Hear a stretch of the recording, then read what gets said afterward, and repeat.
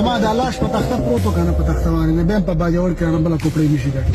دا مې ته ویل دي او دا ته وسم درته وایم په باجوړ کې نه بل کوپړې نشي ګټي. ګورو دا د ریحان زیب یو زړه ویډیو و په کم کې چې هغه وایي که زما لاش هم په تخته باندې پروت وي نو بیا یې رانه وایي هم نشئ ګټلی او پرون چې کوم الیکشن وشو نو هغه تاسو ټولو ولیدو باجوړ قوم چې کوم دی هغه چې کوم غیرت وکړو او د مبارک زیب کومه کامیابي چې دا هغه ترلاسه کړه نو ټول پښتانه چې کوم دی هغه په دې باندې ډېر زیات فخر وکړو او دا یې هم ویل چې دا الیکشن ګټل دا یوازې د یو سرمایه‌دار د یو جاګیر هغه کار نه دی بلکې یو غریب سړی هم هغه کېدی شي چې پارلیمنت ته لاړ شي او صوبایي قومي اسمبلۍ ته لاړ شي او هغو ثابته کړه او کوم